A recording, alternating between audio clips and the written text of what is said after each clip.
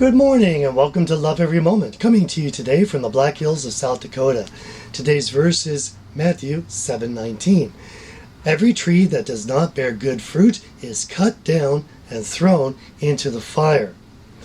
Remember, we're trying to identify who are the false prophets, who are the wolves in sheep's clothing, and we know them by their fruits. And as we are getting to know more about how to recognize them, we are starting to transition to recognizing the fruits within ourselves. So not only are we looking at our leaders, but we're starting to look inward as well. Remember that we can't bear fruit we can't bear the fruits of the Spirit if Jesus isn't there. If we're not plugged into Him, there will be no fruit. And that's the basic concept. So let's see this as it is shown in other places here. First of all, Matthew 12:33 says, either make the tree good and its fruit good, or make the tree bad and its fruit bad, for the tree is known by its fruit. And what's interesting about this is Jesus prefers non-Christians to just come out and say, I'm not a Christian. In Revelation, Jesus says, I'd rather you just be hot or cold, but not this lukewarm stuff. Jesus hates it. It makes him vomit if people say they're a Christian, but they're not really because they're not bearing his fruits. Let's look at another concept.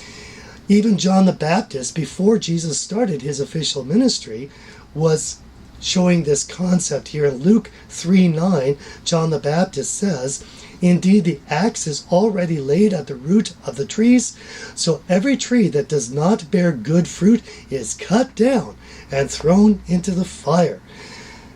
A Christian bears good fruit. If you don't bear good fruit, you're not a Christian, and you're going to the fire.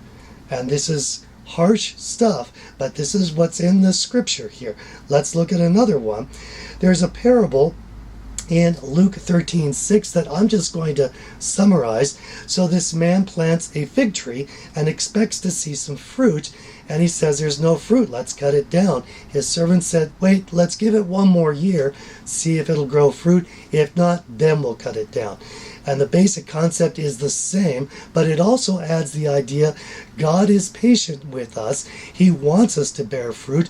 Again, it's not our efforts, it's His fruit coming through us. But yes, as we learn how that works, it does take some time, and Jesus is patient with us. But I think the verse that best summarizes this is in John 15, starting in verse 1. I am the true vine, and my Father is the vine dresser. Every branch in me that does not bear fruit, He takes away. And every branch that bears fruit, He prunes so that it will bear more fruit. Again, we have to be in Him so that His fruit can come through us. It's not our efforts. It's His effort through us. All we have to do is plug in through love. Going down to verse 4, abide in me and I in you. As the branch cannot bear fruit of itself unless it abides in the vine, so neither can you unless you abide in me. That should be perfectly clear then. You can't bear fruit unless we abide in Him.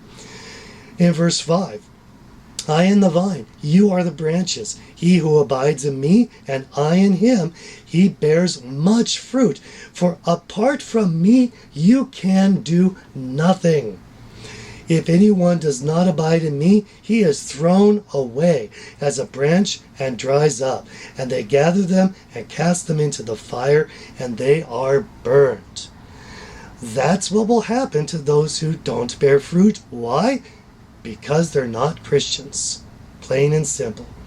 But let's end on a positive note. In verse 8, my Father is glorified by this, that you bear much fruit, and so prove to be my disciples. The saying goes, the proof is in the pudding. Well, as far as a Christian goes, the proof is in the fruit. And remember, the number one fruit is love. That's how we know that we're Christians. Because if we love every moment, we're going to love every moment. I'm your average wretch, and I hope you have a great week.